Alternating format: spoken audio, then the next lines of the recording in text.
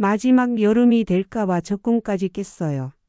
70대 할머니의 떨리는 목소리가 무더운 여름날 에어컨 설치 현장에 울려 퍼집니다.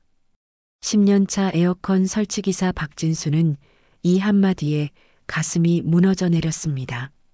혼자 사는 할머니의 마지막 여름이 될지도 모른다는 절망적인 고백, 자식들은 안부조차 묻지 않는 현실, 그리고 생의 마지막을 위해 평생 모은 적금을 털어 에어컨을 산 할머니의 이야기. 도대체 무슨 일이 일어났을까요? 그 전에 잠깐 1초만 투자해서 구독, 좋아요 버튼을 꾹 눌러주시면 영상 제작에 큰 힘이 됩니다. 7월의 태양이 아스팔트를 녹일 듯 내리쫓는 오후 2시, 박진수는 이마에 흐르는 땀을 소매로 훔치며 5번째 집을 향해 걸어갔습니다. 10년째 에어컨 설치 일을 하고 있지만 올여름만큼 힘든 적은 없었어요. 연일 35도를 넘나드는 폭염에 하루 6건 넘는 설치 스케줄까지 몸은 이미 한계에 다다른 상태였죠. 오늘도 6시간 연장 근무네. 진수는 스마트폰 화면의 작업 일정을 확인하며 한숨을 내쉬었어요. 하지만 여름철 성수기인 만큼 포기할 수도 없는 일이었죠. 진수의 하루는 항상 똑같았어요. 새벽에 일어나 장비를 점검하고 오전부터 저녁까지 쉴 틈 없이 현장을 돌아다니며 에어컨을 설치하는 것. 처음 이 일을 시작했을 때만 해도 고객들과 웃으며 대화를 나누곤 했는데 이제는 그런 여유조차 사라졌어요. 빠르고 정확하게 일을 끝내는 것이 전부가 되어버린 거죠. 진수야, 오늘 몇 건 남았어?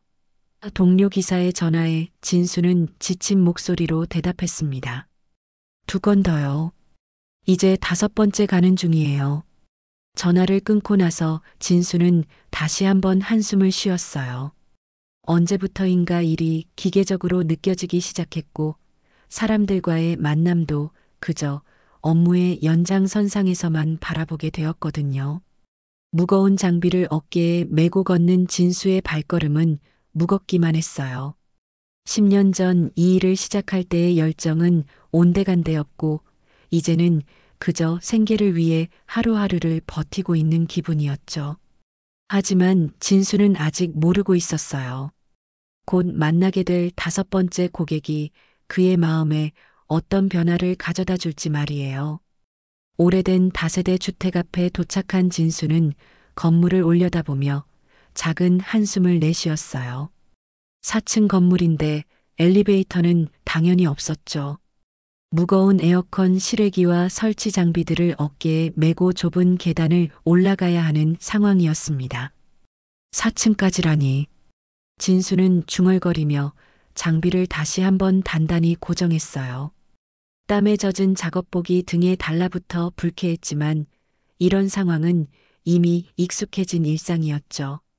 한 계단 한 계단 올라갈 때마다 무릎이 아프고 숨이 차올랐지만 진수는 묵묵히 걸음을 이어갔습니다. 3층을 지나 마지막 4층에 도착했을 때 진수는 잠깐 계단에 주저앉아 숨을 고르려 했어요. 그런데 그때 현관문이 조용히 열렸습니다. 작은 체구의 할머니가 문틈 사이로 고개를 내밀며 진수를 바라보고 계셨어요. 기사님, 많이 힘드셨죠?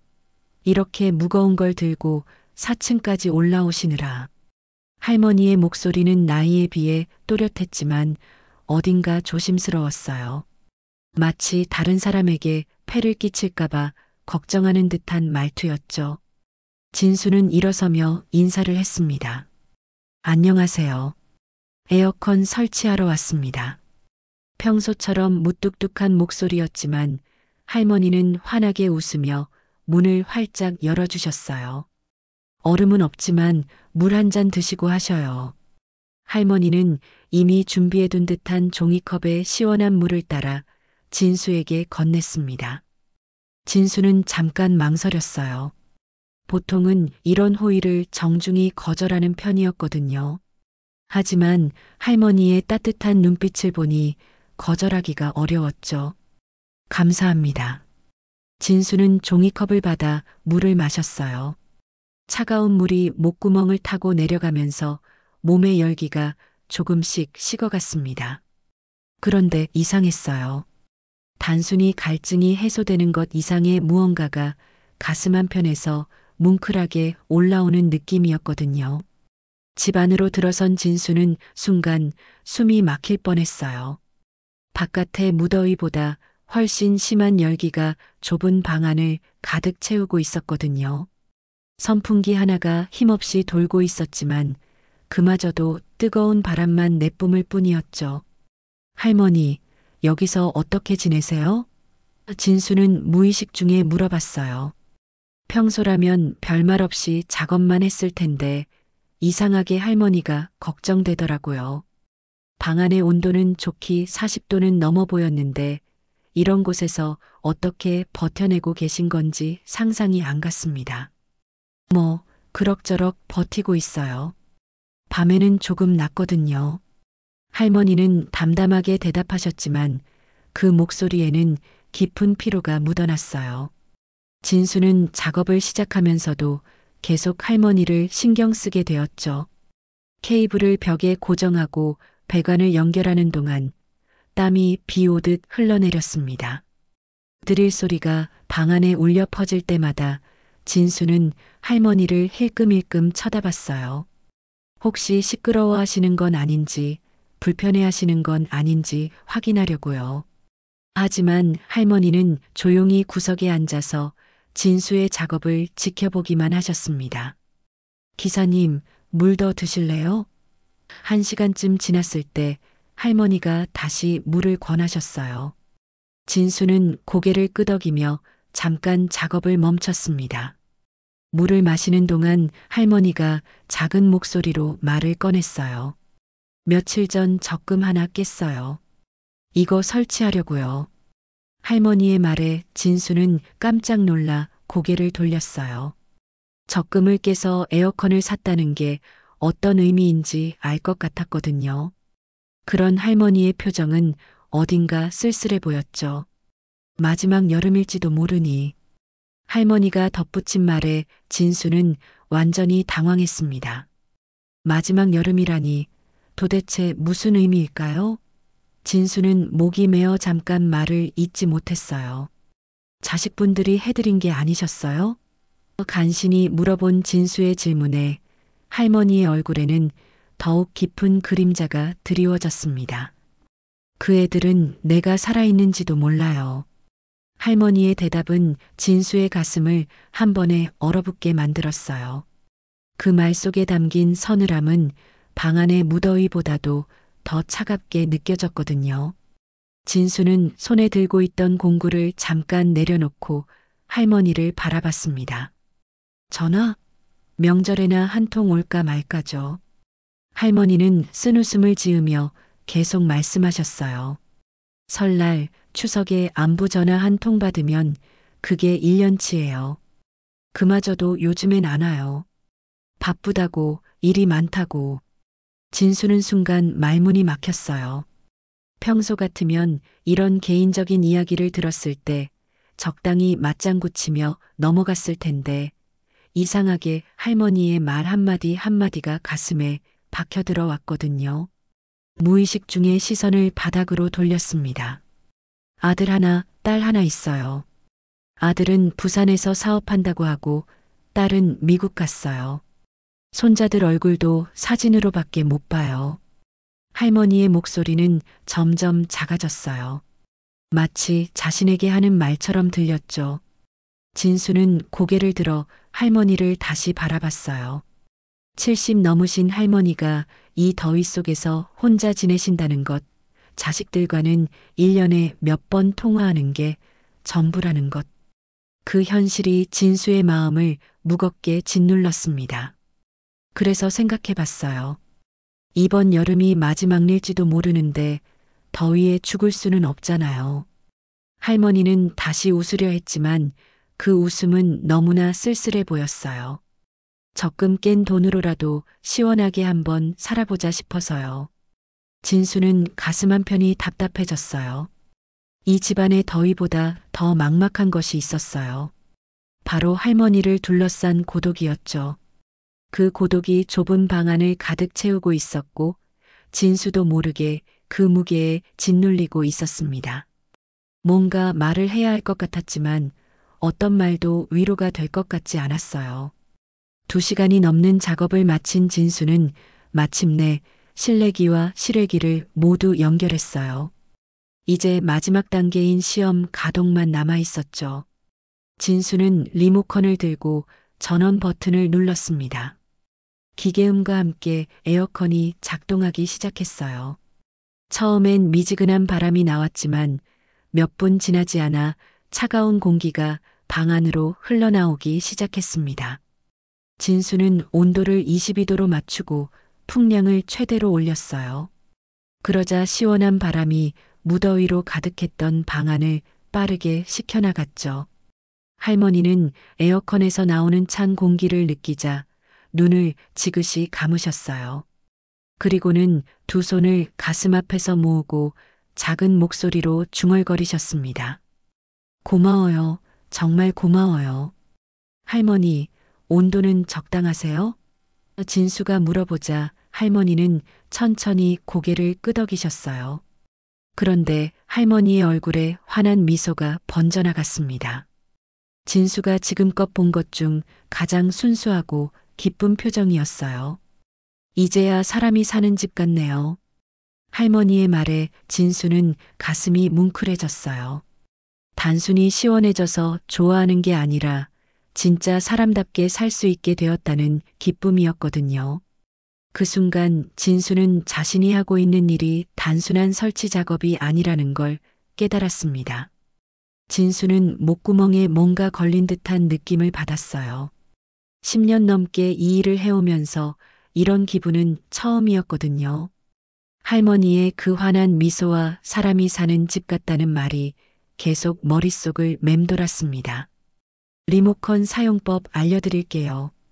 진수는 애써 평정을 유지하며 할머니에게 리모컨 조작법을 설명드렸어요.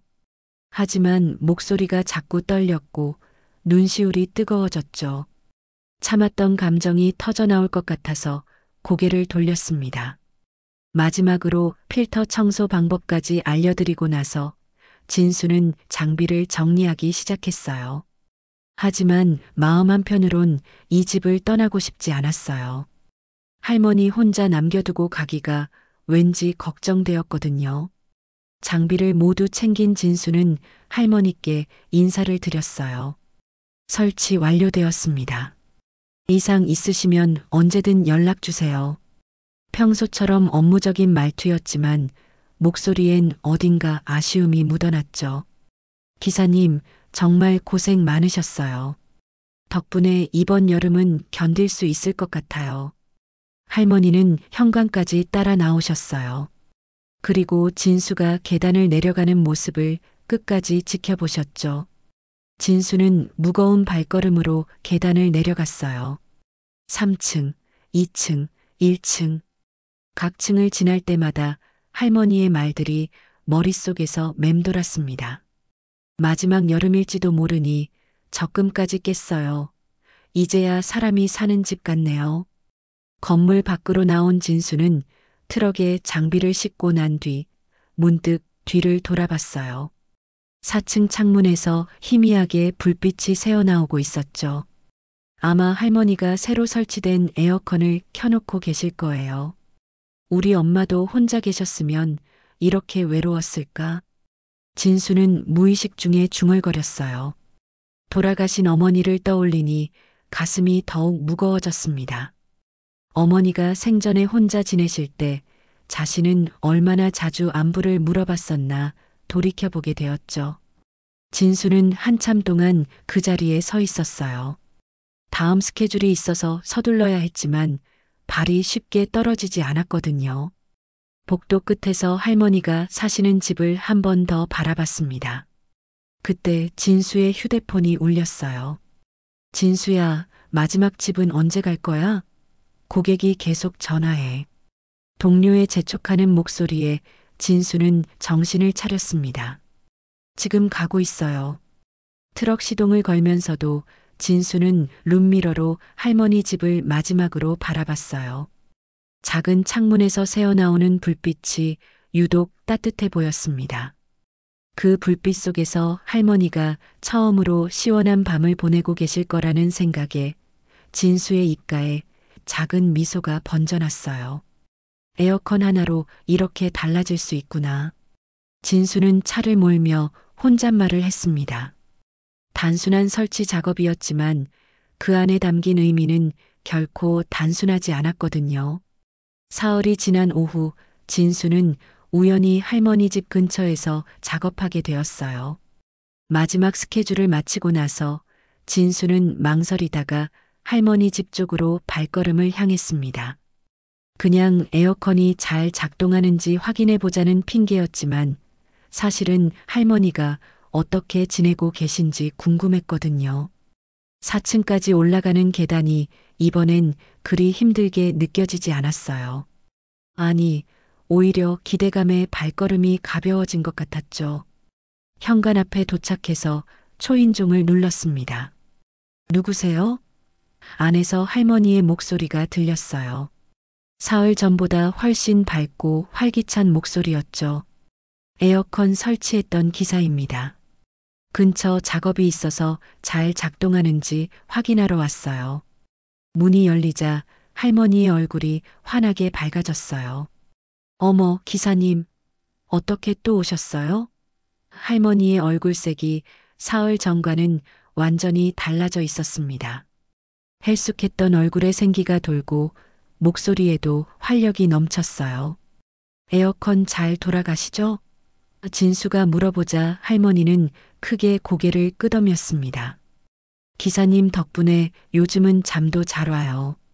밤에 선풍기 틀고 뒤척이던 게 거짓말 같아요.